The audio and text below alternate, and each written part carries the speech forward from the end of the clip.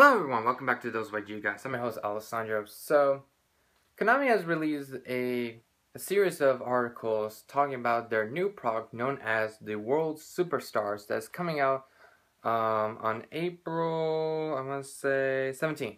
April 17th, 2015. And they've confirmed some of the following cards they were going to be releasing.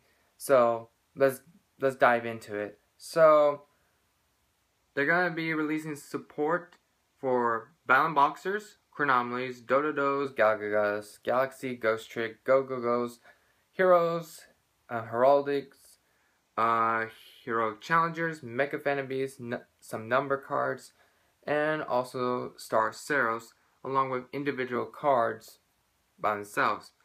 So, first things first, I think a lot of people have, and I've been watching other people's other YouTube videos talking about the World Superstars set, and I think the likelihood that we're not getting any of the Outer Gods or the Elder Gods or even the old Great Ones, I don't think it's going. The possibility of not having them in the sets is likely it's going to happen. So, which is kind of somewhat embarrassing since last week I made a video talking about my prediction of what's going to impact the April 2015 format.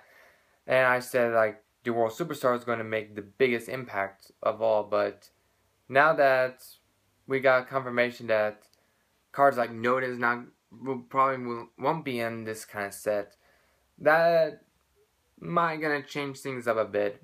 So I cannot really say exactly. Will I still stand for what I said from last week, that World Superstars that will still make the biggest impact? So yeah, but I mean, you still have like a few cards that are still like that can make an impact onto the competitive scene, such as like the Star Saver cards, which will give a huge boost to Satellanites and Shaddolls. So that's pretty good. I mean, even the other support for the other archetypes is still pretty good. I mean, even there won't be, like, competitively awesome. I mean, there's still going to be good decks. I mean, you cannot really take that away from them. So that's pretty good that, you know, a lot of cards are getting really good support and all that. Now, I know a lot of people have mixed feelings with Nodin. It's like, some people don't want to see Nodin, which I'm probably going to put myself as one of those people that don't want to see Nodin, because honestly, there's already enough problems with the game to begin with, and fortunately the ban list did correct some of the problems, so that's good. Whereas other people want Nodin to come to the TCG, which honestly, I don't really want Nodin coming to the TCG. Not yet, at least, because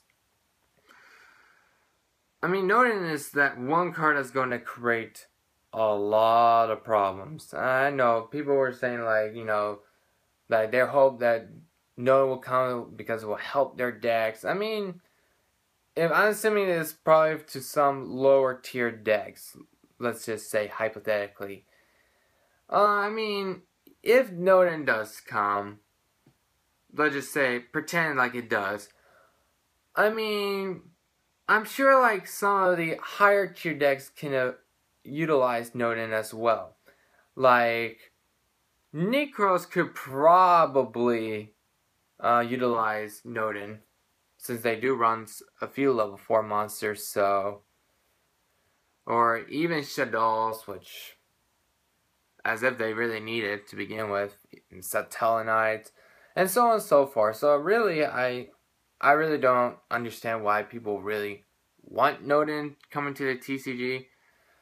But I mean, that's my opinion, my personal standpoint. I mean, in case you guys might not know, I mean, the archetypes, the Outer God, Elder Gods, and the Great Old Ones, they're pretty much the Korean exclusives, and they're based off of H.P. Lovecraft's Cthulhu Mythos, or the Call of Cthulhu, which basically they're based off of his short stories and all that. So there might be maybe some sort of copyright or so. Now, some people might think that's ridiculous. Why would there be such thing as one? Well, if you have a problem with the copyright thing, you can talk to the people.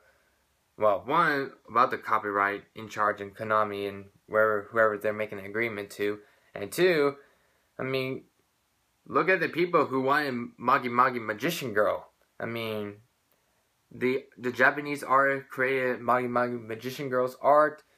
Of course, the TCG, they have this policy for censorship they had to do to make some adjustments with the artwork. Of course, the artists don't want that, so unless both the artists and the TCG reach an agreement, pretty much the TCG is doomed from having Magi Magi Magician Girl from coming to the TCG. So that is unfortunate, and we might see the same thing about the Lovecraft archetype that some people were hoping to see, which is kind of unfortunate for them, which, oh well. I mean, overall, it's still going to be interesting, the new support, how that's going to impact some decks that's going to come out once the World Superstar set comes out. So, you might be asking, is it worth investing into the World Superstar set? Honestly, it really comes down to what deck are you building, or what decks are you building. That's my first question. I mean, if you're building like all those kind of decks, then okay, then go for it. I mean, maybe one box definitely, but I mean, honestly, I would say just buy singles. I mean, honestly, if you ask me, there's like about very few cards I want from the set, but outside that, that's about it. So, yeah. Leave a comment down below what you guys think about the upcoming World Superstar set and the recent news that's been coming up and popping up, so on and so forth. Do you like it? Do you hate it? Do you want Noden to come to the TCG? Or do you want Noden not ever bother coming to the TCG? I'm interested to hear read your comments. And yeah, I mean, if we do see the Outer God, Elder Gods, and all that stuff, I mean, honestly, they would not make pretty bad YCS prize cards, which I know a lot of people will not like it. But who knows? It could be a possibility, but stay tuned for more of those YG guys. I'm your host, Alessandro, and I'll see you guys later. Take care, everyone. Bye-bye.